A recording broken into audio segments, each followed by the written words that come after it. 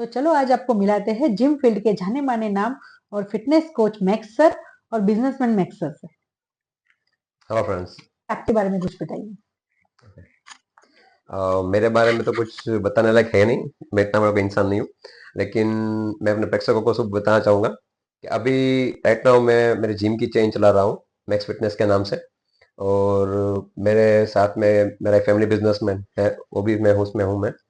हम लोग कंस्ट्रक्शन में भी हैं और थोड़ा मैं एनजीओ वगैरह में भी हेल्प करता हूँ। वैसे मेरे एक अभी वर्क चल रहे हैं और इन फ्यूचर अभी 2-3 प्रोजेक्ट्स और भी हैं, मुझे फूड बिजनेस में भी आना है और लोगों की हेल्प भी और करनी है। आपने ये फील्ड क्यों चूज किया वो बताइए। एक से तो बोल सकते हैं कि मैंने चूज नहीं किया, फील्ड ने मुझे चूज किया, ऐसा हुआ।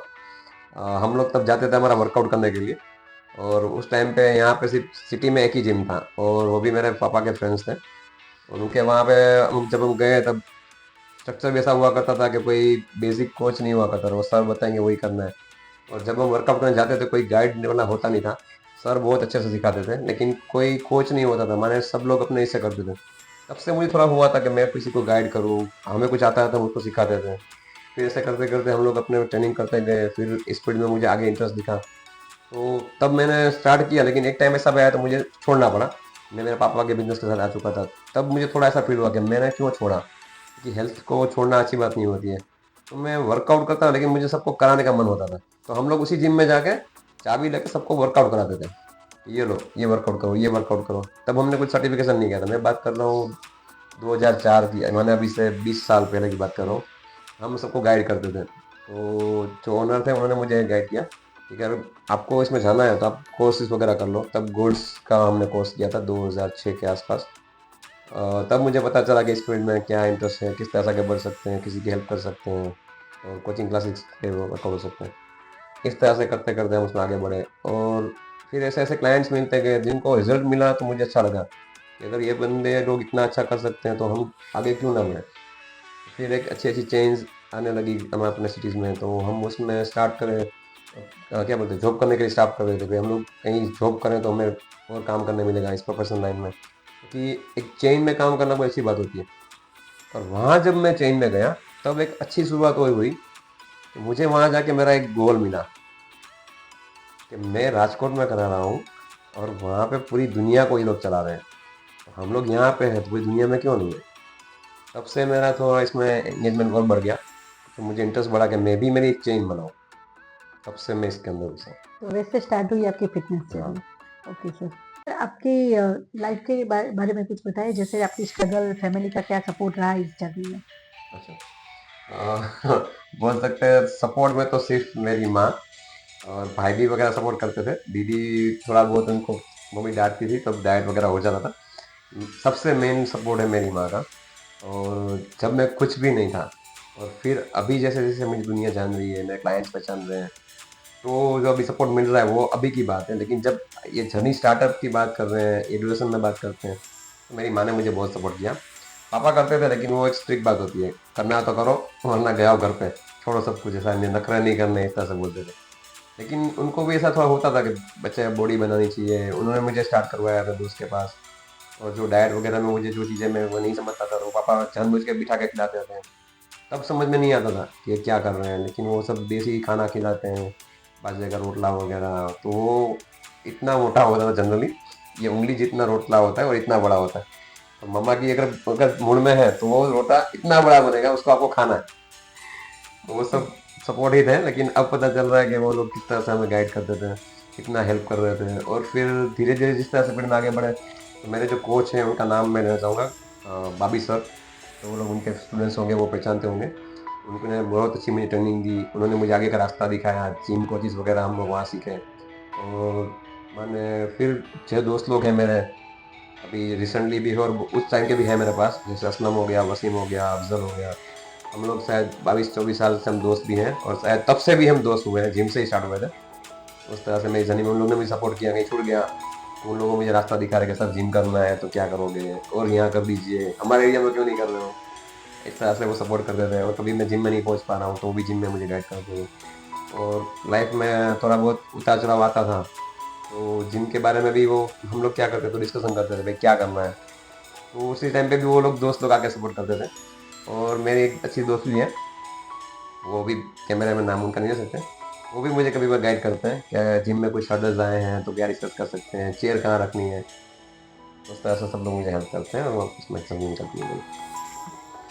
सर वैसे तो आप सबके मोटिवेशन है, पर आपको ये डेली मोटिवेशन कहाँ से मिलता है वो हम जानना चाहते हैं। मोटिवेशन तो मैं खुद ऐसा बोलूँ कि मुझे मोटिवेशन मुझे ज़रूर नहीं पड़ती है। मेरा ये शौक है इसलिए, क्योंकि मोटिवेशन की ज़रूरत तब पड़ती है जब किसी को कुछ अच्छा काम करना हो फोर्सफुली, लेकिन ये मेरा शौक है, यही मेरा पैशन है। तो मुझे आप जानते ही हो कि मैं रात को 3 बजे भी सो के 5 बजे जिम में खड़ा हुआ हूँ, और पूरी पूरी रात जग के भी मैंने काम किए हुए हैं। मैंने सालों ये जिम के अंदर दे दिए। मैं कभी भी मुझे उसमें डाउन फील नहीं होता। मैं हर दफ़े ट्रेनिंग के लिए एक्साइटेड रहता हूँ। तो वो मेरा एक मोटिवेशन ही है, और जिम में ही मुझे उसके अंदर खींचता है उस तरह से वर्कआउट कराने के लिए, इस तरह से। सर इस जर्नी में कुछ हर्डल्स भी आए होंगे, उतार चढ़ाव आए होंगे, उसके बारे में सर क्या बताना चाहते हैं आप। बहुत हर्डल्स तो अभी रिसेंटली मैंने एक किताब में पढ़ा था। उस किताब में ऐसा लिखा हुआ था कि वो जो ऑथर है वो ऐसी प्रे करते हैं कि आप सबकी लाइफ में हर्डल्स आए। ऐसा वो ऑथर बोलते थे। पहले मुझे भी पढ़ के गुस्सा आया कि ऐसा क्यों बोल रहे हैं, क्योंकि हर कोई ऑथर का बच्चा बोलेगा। लेकिन उनका मोटो ऐसा था, वो ऐसा बोलते थे कि भाई लाइफ में हर्डल्स आएंगे तो आप स्ट्रॉन्ग और बनोगे, आपकी चीजें और आप अच्छे से करोगे, अच्छा दिमाग लगाओगे और 100% दोगे, उस तरह से। तो मेरी लाइफ में भी जाने अनजाने ऐसी बहुत सारी चीजें हुई कि भाई मुझे भी इस फील्ड में आगे बढ़ना था। तो मैं फील्ड में आगे बढ़ूँ कैसे, मुझे कोई स्कोप ही नहीं था। तब हमारे सिटी में कोई प्रॉपर जिम नहीं था। तो मुझे सर ने गाइड किया। तब तक तो मुझे मेरे 4-5 सालों निकल गए थे विदाउट सर्टिफिकेशन। फिर हम लोग जैसे ज्वाइन किए जिम के अंदर, तो मुझे मेरे फादर ने मुझे अपने बिजनेस में बुला लिया। तो मुझे वहाँ आना पड़ा। और उस दौरान बहुत सारे यहाँ भी थे कॉम्प्लिकेशंस, उसमें भी मुझे ऐड होना पड़ा कि भाई शेड्यूल पूरा चेंज हो जाता है। सुबह उसमें 6 बजे जगना होता था, इसमें तो 10 बजे तक सब लोग साइड पे चल रहे हैं। तुमको शाम तक 6 बजे तक घूमना पड़ता है, खाना मिले ना मिले, और मिल रहा है तो अच्छा मिलेगा, नहीं मिलेगा तो भी नहीं मिलेगा। तो डाइट फॉलो नहीं हो पाती थी। और मिल रहा है तो बहुत सारा मिल रहा है, क्योंकि हमारे यहाँ पे सब कैटरिंग वगैरह का भी है, तो मेरे अंकल वगैरह सब उसका भी करते हैं। तो खाना बहुत सारा हम लोग खाते थे। तो उस समय क्या होता है, बॉडी पूरा फूल जाता है, आपका फैट परसेंटेज चला जाएगा 35 के आसपास। हम लोग इतना फैटी फूड खाते थे, तब पता ही नहीं चलता कि हम कहाँ वर्कआउट कर रहे थे, क्या कर रहे हैं।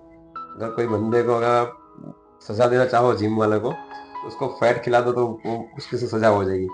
हम लोग के साथ जाने अनजाने में ऐसी चीजें हो रही थी कि मैं बिजनेस कर रहा हूँ पापा के साथ, और डाइट भी फॉलो नहीं हो रही, वर्जिश भी सही से नहीं हो रही। फिर उससे रेगुलर होने लगे तो फिर जिम फील्ड के अंदर भी कई जगह पे ऐसी होती है कि आपको जिम करना है तो बहुत बड़ी बड़ी जगह चाहिए होती है, तो उसके लिए रेंट बहुत ज़्यादा होता है। आपको रेंट निकालने के लिए कम से कम 50,000 लाख रुपए का रेंट निकालना होता है महीना। तो आप महीने का लाख रुपया कहाँ से निकालोगे। तो हमारा बैकग्राउंड था तो चलो उसके लिए मैं रेडी हो चुका हूँ। तो फिर ट्रेनर रखो, उसके फिर बाकी एक्सपेंसेस भी होते हैं, मशीनरी डालो, 20-25 लाख उसमें हो गया। अगर स्टाफ आप अच्छा हायर करते हो तो 50,000 स्टाफ की सैलरी जा रही है। तो मानो तकरीबन अंदाजा पकड़ो तो 2-2.5 लाख रुपए का मंथली एक्सपेंस आ रहा है। अब मेरे पापा को मैं आज से 20 साल पहले ऐसा बोलो कि मुझे महीने 2.5 लाख रुपए का इन्वेस्ट करके दो, तो वो मुझे क्या बोलते। लेकिन वो सब चीज़ें में से धीरे धीरे धीरे हम लोग बाहर निकले, जिम वगैरह स्टार्ट किए। और थोड़ा थोड़ा बहुत जैसे स्टार्ट हुआ, तो बीच में कई बार ऐसा होता था कि भाई छोड़ दिया जाए, इनकम नहीं हो रही है। कहीं हमने गलत लोकेशन चूज कर लिए थे कि भाई कल राजकोट के अलग एरिया में हम लोग स्टार्ट कर दिया था, कहीं अलग लोकेशन चूज कर लिए थे हमने। तो वहाँ पे मेंबर्स का जो क्या बोलते हैं स्टैंडर्ड, वो बहुत ही लो था। हम जिस फील्ड से आ रहे थे, हम अच्छे अच्छे वर्कआउट दे रहे हैं, हमने अच्छे ट्रेनिंग के लिए इतना सर्टिफिकेट कर लिया था, लेकिन वहाँ पे एकदम पुअर एरिया था। उन लोग को कुछ सर्विस नहीं चाहिए, वो सिर्फ ऐसे आते हैं खाइचा चढ़ा के डोला बोला मारना है, बस बोलो सर कहाँ कौन सा वेट उठाना है इस तरह की बातें हुआ करती थी। तो मैं सिर पकड़ के बैठू, मैं कहाँ आ गया। मेरे दोस्त लोग मुझे बोलते थे कि सर ये आप कहाँ फंस गए हो। ऐसी चीजें हुई। फिर हमने 2 या 3 जिम कर दिए 2 रैंक पे, और उस दौरान कोविड आया। वो बहुत बुरी आवाज थी, पूरे इंडिया में सब लोग देख रहे होंगे। बाकी सब कुछ 3 महीने के आसपास खुलने लगा था, लेकिन जिम एंड मॉल्स शायद 9 महीने के बाद खुले थे। तो थोड़ा रेंट वगैरह देना बहुत दिक्कत हो गई थी, ओनर्स सर पे चढ़ रहे थे, और मेरे 3 जिम का किराया चढ़ रहा था, स्टाफ की सर्विस जा रही है, मशीन बंद पड़े हुए हैं, लोगों को जवाब देना पड़ रहा है जिम कब खुलेगा। हम लोग यहाँ पे सब मिलकर हमने यूनिटी बनाई थी जिम वालों की, वो सब एक दूसरे को मोटिवेट कर रहे थे। वो बहुत थोड़ा डिफिकल्ट था हमारे लिए। फिर फिर से भी हम बाहर निकले और मुझे उस दौरान मैं 2 जिम बंद भी करने पड़े थे। वो भी थोड़ा हर्डल स्टार्ट करने पड़े, ऐसा सब कुछ बीच-बीच में होता रहा और अभी भी थोड़ा उसमें से सीख-सीख के हम आगे बढ़ रहे हैं। वैसा पॉजिटिव भी नहीं है इसके अंदर। Okay sir. इतने में आपको इतने साल हो गए हैं, अभी भी आपने अपने आप को फिट रखा हुआ है, तो इसके बारे में क्या कहना चाहेंगे सर? फिटनेस का लेवल एक ही चीज़ से शुरू हुआ था कि जो हमें हमारे गुरु ने सिखाया हुआ था, हम लोग अभी भी वही डाइट फॉलो करते हैं। और सीरियसली मैं भी बताऊँगा कि मैंने अभी तक भी कोई सप्लीमेंट्स नहीं लिए हुए। प्रॉपर घर का फूड। जो लोग बोलते हैं रोटी नहीं खाना है, उनके गोल अलग होते हैं। आप उनके मत जाओ, उनका भी अलग पूरा साइकिल चल रहा होता है, इसलिए उनको वो टाइम पे रोटी नहीं लेना होता है। लेकिन आपको फिटनेस मेंटेन करने के लिए फैट तो लेना ही पड़ेगा, कार्ब्स लेने ही पड़ेंगे, रोटी खानी ही पड़ेगी, तभी सही से बॉडी बनेगी। इस तरह से हम लोग रेगुलर डाइट फॉलो करते हैं। दिन के मैं 24 अंडे तक भी पहुंच चुका हूँ और अभी रेगुलर मेरे 6 से 8 अंडे वगैरह होंगे, टाइम टू टाइम मील हो गया। इस तरह से पूरा मील्स और फ्रूट्स वगैरह होंगे। शाम को कोई प्री वर्कआउट लेना है तो मैं होममेड अपना प्री वर्कआउट लेता हूँ और फिर वर्कआउट करते हैं सही से। अगर मुझे सही से वर्कआउट करना होगा तो मुझे 4 घंटे चाहिए। इस तरह से भी हम वर्कआउट करते हैं, कहीं रनिंग में निकल गए, कुछ अलग हार्ड वर्कआउट ले लिया, सिंगल बॉडी पार्ट भी लेते हैं, अलग अलग वेरिएशन से वर्कआउट भी करते रहते हैं, इसलिए वो मेंटेन होता है। तो लोगों को आप डाइट के बारे में क्या बताना चाहेंगे कि अभी की जो फास्ट लाइफ है, लोगों का रूटीन नहीं मेंटेन हो रहा है, डाइट फॉलो नहीं कर पा रहे हैं, तो आप लोगों को क्या कहना चाहेंगे सर इस बारे में? लोगों को तो पहले बोलता हूँ कि भाई आप पहले तो वर्कआउट स्टार्ट करो। जब स्टार्ट करोगे तो आगे की मंजिल दिखेगी ना। अब जिन लोगों को बाहर का फूड ही दिख रहा है, अभी मैं एज ए जिम ओनर हूँ तो मैं बता सकता हूँ कि मैं क्लाइंट को ऐसे बोलता हूँ कि 90% लोग बाहर घूम रहे हैं तो 10% ही जिम के अंदर है। क्यों? आप लोग कब करने वाले हो? डॉक्टर बोलेंगे बाद में। हम लोग ऐसे ही बोलते हैं कि जब आपको डॉक्टर बोलेगा कि जिम में जाओ तब आप जिम में आओगे, ऐसा मत करो। अभी से जर्नी स्टार्ट करो। ओके। इस तरह से। और डाइट कैसे मेंटेन करें सर लोगों को? हाँ, डाइट में पहले तो मैं बताऊँ कि आप पहले तो टाइम पे मील लेना चाहिए उन लोग को। अपना एक डाइटिशियन भी पहले आप हायर कीजिए। अभी अच्छे-अच्छे शहर्स में भी डाइटिशियन हो चुके हैं।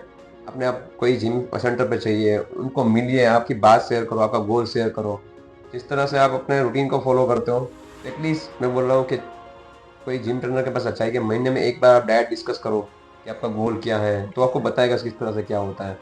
अगर आपकी डाइट ही सही नहीं है, तो कुछ नहीं होगा आपको। और मेन है मेरे हिसाब से मैं ऐसा बोल सकता हूँ कि भाई रूटीन सेट करना चाहिए। अगर आपका रूटीन सही नहीं हुआ तो कुछ भी नहीं। मैं ऐसा ही बोलता हूँ, मैं जो बना हूँ अभी मैं रूटीन से बना हुआ हूँ। यस। आप जो बने हो वो आप रूटीन से बने हो। यस। जो ये सब है अपने उसी रूटीन से बने हुए हैं। तो आप जो सुबह से शाम तक करोगे वो ही आपका बॉडी है। तो अगर उनको फिट बनना है तो उनको फैट फूड खाना मन पड़ेगा। उनको अगर फैटी होना है तो फिट मतलब सारी कुछ लाइफ चेंज करनी पड़ेगी। माने उनको रूटीन चेंज करना पड़ेगा इस तरह से। Okay, okay. तो यानी कि डाइट और रूटीन दोनों ही इतना ज़रूरी हाँ, है। इतना ज़रूरी था। ठीक है। चलो मिलाते हैं अब सर के एक फैमिली मेंबर को, जो सर के बारे में कुछ बताएँगे। अस्सलाम वालेकुम। नेक्स्ट के बारे में तो क्या बोलूं। वैसे तो हमारा छुटका भाई है पर है तो सबसे बड़ा। सब फैमिली को साथ लेके चलता है, छोटे हो या बड़े, घर के हो के बाहर के हो, सबको अपना बना के रहता है। सो अच्छी गाइड करता है कि आप सब वेले उठो, जिम करिए, खाना टाइम पे खाओ, टाइम पे सो, वर्क भी करिए, काम काज भी सब टाइमिंग पे करिए। जे जिम नहीं छोड़ेंगे न आगे आगे आगे बढ़ते जाएंगे। इनके बचपन का तुम देखो न तो उसके वो भी हिमेन जैसे ही सब खिलौने है अभी भी रखे है हमने। अने इसकी फिट बॉडी भी ऐसे ही है, चाहे खाए ना खाए, आराम करे ना करे, तो भी ऐसे ही रहते हैं। आप उनकी बड़ी बहन हैं, तो फिटनेस के बारे में सर आपको क्या एडवाइस देते रहते हैं? सर ऐसे बोलते हैं जिम जाइए, योग करिए, सुबह जल्दी उठो, जल्दी काम काज करो, बच्चों को ऐसे गाइड करो, टाइम पे खाओ, भले अपनी सास हो कि ससुर हो, इसको भी टाइम पे खाना पानी दो, सबका ख्याल रखो। तो जिम के कुछ फनी मोमेंट्स के बारे में बताइए, ऐसा भी कुछ होता होगा? फन मोमेंट्स जिम में तो अभी ज़्यादा हो रहे हैं और अभी तो उसके रील्स भी ज़्यादा बनते हैं। एक्चुअल में बहुत सारे फन मोमेंट्स हमारी लाइफ में शेयर कर सकता हूँ। किसी और के जिम के तो नहीं बोल सकता मैं। पहले तो ऐसा था, हम जहाँ जाते थे वो सेलर में जिम था। तो वहाँ पे मानसून में पानी आ जाता था। हमने लिटरली यहाँ तक के पानी में वर्कआउट किया हुआ है, जीन्स चढ़ा हुआ था आगे। और कई बार ऐसा भी होता है कि भाई जैसे रील्स में दिखाते हैं कि भाई कोई हेल्प ले रहा है, मैं बेंच प्रेस लगा रहा हूँ, और वो बंदा हेल्प दे ही नहीं पाया या फिर वो टाइम पे चला गया, तो वो बाद में यहाँ अटक जाता है, कोई छुड़ाने वाला नहीं होता, भाई निकाल इसको उठा, इतना वो हो जाता है। फिर हम लोग बहुत हंसते थे कि भाई तुझे हेल्प नहीं दिया होता तो वहीं पर रुकता ना इस तरह से। और अभी रिसेंटली एक दो बार हमारे जिम में भी यहाँ हुआ है कि अभी क्रॉसफिट वगैरह का जब टायर से वर्कआउट कराते ना, तो वो एक अच्छे क्लाइंट थे हमारे। जो मेरे क्लाइंट्स थे उनको पता होगा, उन्होंने क्या किया, ऐसा वीडियो देख के टायर को ऐसे पीछे फेंक देना, और वो लिटरली बड़ा टायर आता है ना, जो ट्रैक्टर का टायर, वो वाला टायर। तो उन्होंने एक दो बार इस तरह से टायर को फेंका जोर जोर से, और हम लोग वीडियो बना रहे। तो अचानक थर्ड सेट में उनके वही हाथ में क्रैम्प आ गया, कुछ हुआ, तो वो टायर यहाँ अटका और सीधे वो सर भी उल्टे हो गए। हम लोग इतना हंसे हैं कि टायर को गुस्सा आ गया कि दो तीन बार टायर को फेंका, तो टायर को मजा नहीं है, टायर ने उनको उठा के फेंक दिया। अरे बाप रे। ऐसा करना नहीं चाहिए, लेकिन ऐसे भी मोमेंट्स होते हैं। सर अब हम माँ से बहुत ज़्यादा अटैच थे और आपने जैसे बताया कि माँ ने आपको बहुत ज़्यादा सपोर्ट किया है इस फील्ड में, तो माँ का आपकी लाइफ से अचानक चले जाना, तो उस टाइम से आप कैसे बाहर आए और आप कैसे मैनेज कर रहे हैं सर? अ, बहुत बड़ी बात है। एक्चुअल में मेरी माँ ही थे जो सब कुछ मेरे लिए है। फैमिली मेरे लिए ज़्यादा इम्पोर्टेंट है, लेकिन माँ सबसे ज़्यादा थी। वो किसी को जिसको माँ चाहते हैं वो सब उसी को वही लगता होगा। अचानक ये जो बात हुई, वो पहले तो मुझे समझ में ही नहीं आता कि किस तरह से ये हुआ और हो गया, और जिन जिन के साथ ऐसा हुआ होगा, जिसके मदर फादर नहीं रहे होंगे दुनिया में, तो वो चीज़ बहुत पेनफुल होती है। नहीं बता सकते उसके बारे में क्या हुआ, वो अभी मुझे समझ में अभी भी नहीं आ रहा है कि वो बन चुका है ऐसी बात। मैं अभी भी सोच रहा हूँ कि माँ यहीं पे है, ऑलवेज यहाँ पे होते हैं, तो कहीं और नहीं होते, वो यहीं होते हैं। उस चीज को समझना बहुत मेरे लिए बहुत बड़ी बात थी, आगे निकलना बहुत बड़ी बात थी, मुझे मेरा बिजनेस करने थे वो बड़ी बात थी।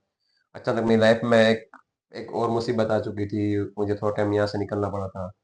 बहुत चीजें हुई थी मेरे वो टाइम पे, लेकिन मुझे सबसे ज्यादा जो तकलीफ दे बात थी वो मेरी माँ का देहांत था। अ, अल्लाह उनको जन्नत नसीब दे।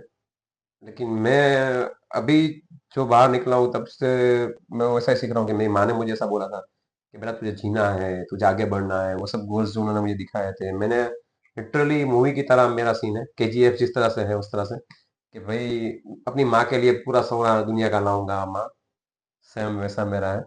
तो मैं बस वही गोल को लेकर के निकला हूँ कि मेरी गोल मैंने जो बनाया हुआ है उसमें मेरी माँ आगे है, मैं उनके लिए कर रहा हूँ, वही मैंने जो उनको वादा किया था मैं वो निभा रहा हूँ। कई बार पाँव डगमगा जाते हैं, दिमाग नहीं काम करता है कि नहीं अब क्या करेंगे, अकेले हो गए, पर वो माँ का प्यार है, वो सर पे हाथ घुमाना उनका, उनका वजू कराना। मैंने एक गुजराती में एक मैंने शायरी भी लिखी थी कि मुझे वजू कराती है मेरी माँ, मुझे बार बार याद आती है मेरी माँ, लोग खेलते हैं 15-20 के खिलौने, मुझे वो सोने के चेन वगैरह पहनाती थी मेरी माँ, बुलेट दिलाती थी मेरी माँ, बहुत सारी चीजें हैं वो मेरी यादों में बसी रहती हैं।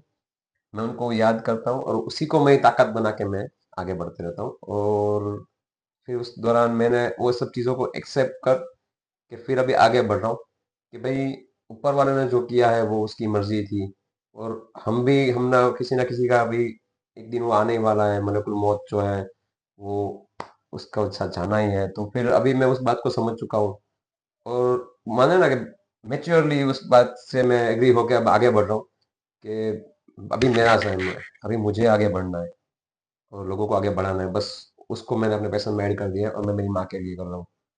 वो ही चीज़ों को मैं साथ लेके बढ़ता हूँ और अभी चले जा रहा हूँ, चले जा रहा हूँ, और अभी उस चीज़ के हिसाब से मैं यहाँ पहुँच चुका हूँ, तो इंशाल्लाह और भी आगे बढ़ेंगे। तो यानी आपने उसको अपनी ताकत बना लिया है हम्म, और माँ को दिए हुए वादे को आप पूरा सही कर बात रहे है। हैं सर। ओके। तो सोशल मीडिया पे जिम को लेके बहुत सारे मीम्स भी बन रहे हैं और बहुत सारी मिसअंडरस्टैंडिंग भी है, तो सर उसके बारे में सर क्या बताना चाहेंगे? सोशल मीडिया में मैं ऐसे बता सकता हूँ अभी कि जिस तरह से मैं बहुत देखता नहीं हूँ, लेकिन मुझे जो मेंबर्स आके दिखाते हैं या फिर कुछ ज़्यादा कुछ खोला बेगी कुछ आ जाता है कि हर बंदा अभी जिम के पीछे पड़ा हुआ है। मैं पहले तो हाथ जोड़ के बोलना चाहता हूँ कि भाई जिम को बख्श दो, जिम एक पवित्र जगह है, उसको मीम्स बनाने के लिए नहीं है। आप अपने रील्स वगैरह बाहर जाके बनाओ, कुछ ऐसे कॉन्सेप्ट ढूंढो, जिम को बख्श दो। जिम एक पूजा करने की चीज है, उसको इस तरह से मीम्स वगैरह में अपने बॉडी पार्ट दिखाने के लिए उसको मत यूज करा करो। और बहुत सारी इन्फॉर्मेशन भी गलत देते हैं। अभी हमने देखा होगा, कोई बोला कि ये मत किया करो न, खाना वो मत खाया करो, दूध पी लो न, कोई बोले जीरा पी लो न। वो सब चीजें अलग चीज बात होती हैं। वो थोड़ा मेरे हिसाब से सबको इसी तो हाथ जोड़ के और विनती कर रहा हूँ कि भाई किसी की जान के साथ मत खेलो। आपको जो दो पैसा मिल रहा होगा, कुछ नाम फेम दो चार लाइक मिल रही होंगी, उसको साइड में छोड़ो। सही बात सबको दो। आप कहीं जा रहे हो तो किसी को देखो तो उसको सही सलाह वहीं दे दो ना भाई, वीडियो में देना क्यों पड़ रहा है इससे आपको कि भाई ये एंगल मत कर लो न, इससे ये कर लो ना। एक मसल्स क्या, एक बाइसेप्स के वर्कआउट से बाइसेप्स बन जाएगा भाई? ऐसी गलत चीजें क्यों फैलाते हो सब लोग? कहीं वर्क जॉइंस आपने की होगी, आपने भी स्टीरॉइड लिए होंगे, तो वो आपकी मेहनत से आपकी बॉडी बनाई है। तो किसी को आप सही से गाइड कर दो, लिया है तो लिया है भाई स्टीरॉइड्स, नहीं लिया है तो मत गाइड करो। उससे बहुत चीजें सारी अभी हो रही हैं।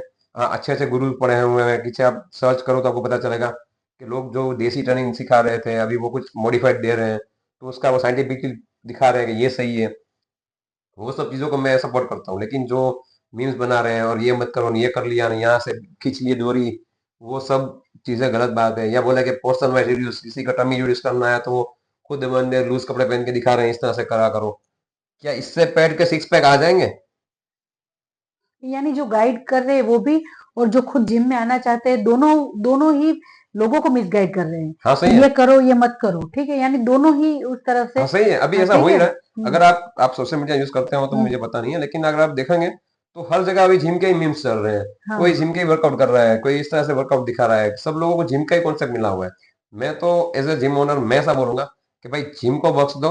जो आप सही में वर्कआउट कर रहे हो या फिर आपकी बॉडी बन चुकी है, तो भाई किसी ओनर को मिलो, उससे कुछ सीखो भाई कि जिम की रिस्पेक्ट करना होता है। और अभी लड़कियां उस पर डंबल में बैठी हुई है, अपने इस तरह से पोज दे रही है, क्या क्या आप कर क्या रहे हो? उसको रिस्पेक्ट आपको देना पड़ेगा पहले। आप क्या ऐसे पाँव लगा के माथे चूम के आए हो अंदर चौखट पे? ठीक ये है। मुझे बिल्कुल पसंद नहीं है। लेकिन अगर कोई भाई जिम ओनर भी हो तो मैं उनको भी बोलूंगा भाई आप अपने उसमें ध्यान दिलवाओ। वो जिम की चीज है, वो ऐसी चीज नहीं है भाई। आप उसको भी एक, हम ऐसे पूजा करते हैं, दुआ करते हैं भाई कि हम उसको मंदिर मस्जिद की तरह पूजते हैं उसको। तो वैसी चीजें नहीं, वो तो वैसे अच्छी बात है। ठीक है सर। सर, सोशल मीडिया का आपने ये तो बता दिया कि जिम में का जो मिसयूज हो रहा है, ठीक है। हम्म। पर उसका एक पॉजिटिव भी, जैसे आप सोशल मीडिया का यूज करके लोगों को कैसे मोटिवेट करते हैं?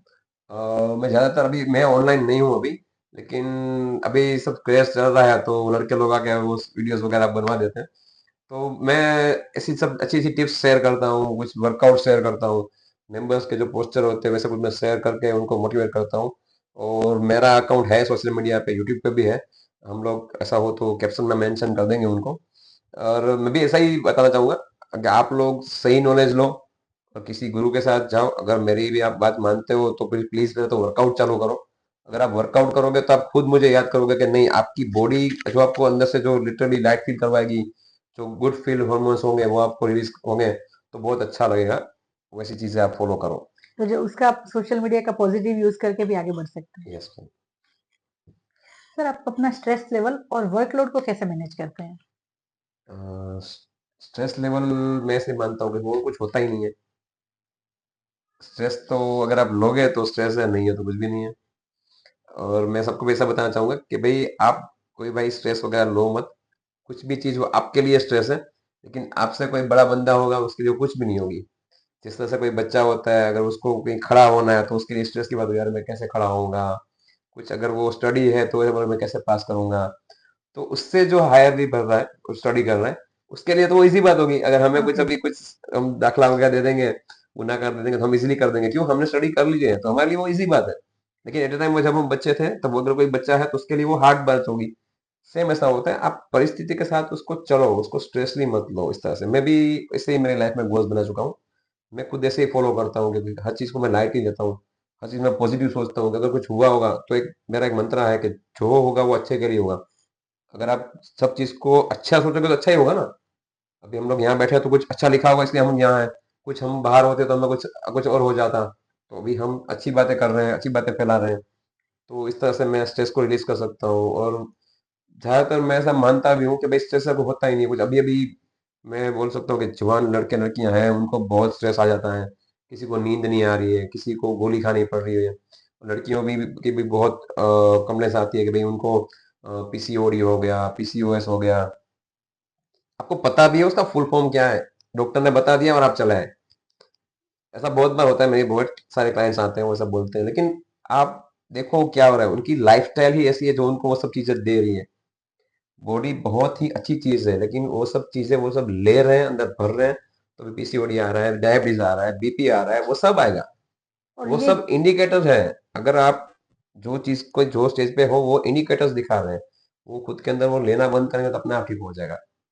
और जो यंगस्टर्स जो है वो डिप्रेशन और एंजाइटी जैसे वर्ड को बहुत ही ज़्यादा सीरियसली लेने लगे। उनको खुद नहीं पता है कि डिप्रेशन क्या होता है और एंजाइटी ऐसे सारे वर्ड्स अभी बहुत आ गए हैं। तो सर उसके बारे में क्या कहना चाहेंगे? मेन तो मैं ऐसा है, लाइफस्टाइल उनकी ऐसी है। अभी देखा जाए तो अभी उनके खाना भी ऐसा हो चुके हैं, उनके रूटीन भी ऐसा हो चुके हैं, और पूरा दिन सोशल मीडिया वगैरह अभी देखते हैं कि स्क्रीन टाइम, मैंने रिसेंटली एक सर्च अभी पढ़ा हुआ है, मैं जब स्टडी करता हूँ तो उसमें एक सर्कल में हुआ था कि 8-8 घंटे के स्क्रीन टाइम हो गए हैं। ओके। हम सोचो जो लोग 8 घंटे सोते नहीं है, वो लोग 8-8 घंटे का स्क्रीन टाइम देके चल रहे हैं, तो कहाँ से उनका बॉडी ठीक होगा।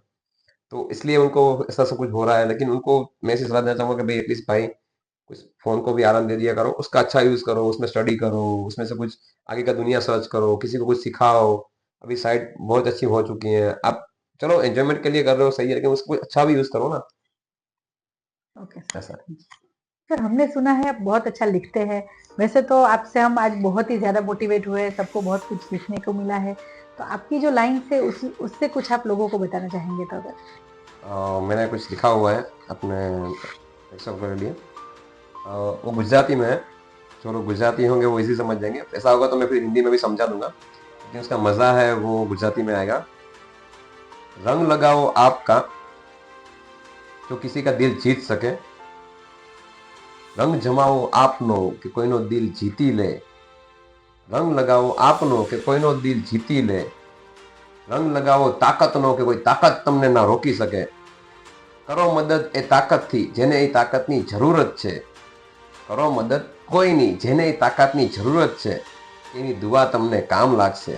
જવાન હોય કે ગઢા, જવાન હોય કે ગઢા, જીવી જાઓ આ લાઈફને, શું ખબર આ લાઈફ કાલે હશે કે નહીં, હસો અને હસાવો, આ દુનિયાને કંઈક ને કંઈક આપી જાઓ। माने उसका ऐसा चीज है कि भाई आप अपना रंग तो लगाओ किसी को। एक पौधा भी होता है, वो कुछ ना कुछ दे के जाता है।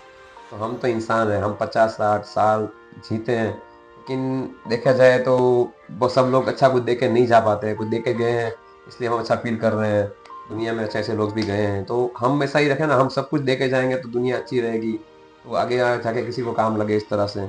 और ताकतवर बनो और किसी को ज़रूरतमंद की हेल्प करो। आप कुछ भी, आप किसी को भी हेल्प कर सकते हो, कोई भी बंदा है वो किसी को भी हेल्प तो कर ही सकते हैं। इवन छोटे से छोटा बंदा भी किसी की हेल्प कर सकता है। तो हम एक दूसरे की हेल्प करेंगे तो दुनिया बहुत आगे जाएगी। अभी बहुत ऐसा ज़माना बदल रहा है कि भाई किसी की हेल्प करने के लोग चाहते हैं, लेकिन कोई नहीं आने देता है। अगर आप करोगे तो बोलोगे ऐसा क्यों कर रहे हो भाई, कुछ मत सुनो, मदद करना है करो, ऊपर वाला देख रहा है। उसके सामने देखो आजू बाजू वाले लोग अभी हैं, कल नहीं होंगे, आप पता नहीं आप कहाँ होंगे, हम कहाँ होंगे, लेकिन आगे की प्रार्थना करेंगे, आगे की दुआ करेंगे, आगे बढ़ो, सबको आगे बढ़ाओ। इसी सब चीज़ें मैं बताना चाहता वाह सर, क्या क्या अच्छी बात कही आपने कि एक दूसरे की हेल्प करो, और दूसरा आपने बोला कि हंसो और हंसाओ। तो इस स्ट्रेस भरी लाइफ में सबको ये चीज़ की बहुत ज़रूरत है, और आपने इस बारे में 2 लाइन की उसके लिए थैंक यू सर। सर आप अपना टाइम दिया उसके लिए थैंक यू। अब आप ज़्यादा लोगों को क्या संदेश देना चाहेंगे? मैं इस तरह से लोगों को संदेश देना चाहूँगा कि भाई फिट रहो, रेगुलर अपना शेड्यूल फॉलो करो, आगे से आगे तरक्की करो, माँ बाप की दुआएं लो, सबकी दुआएं लो, सबको मदद करो और आगे से आगे बढ़ते जाओ। और मैं तो चाहूंगा कि भाई आप जिस भी अल्लाह भगवान को मानते हो उसको और स्पिरिचुअल होकर मानो, उनकी भी प्रार्थना करते जाओ, क्योंकि आगे की दुनिया जब आप जियोगे तो आपको उसमें भी थोड़ी पीस चाहिए होगी।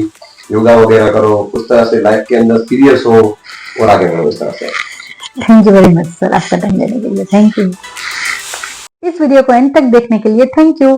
अगर आपको हमारा वीडियो पसंद आया है तो इस वीडियो को लाइक करें, शेयर करें और हमारे चैनल को सब्सक्राइब करें।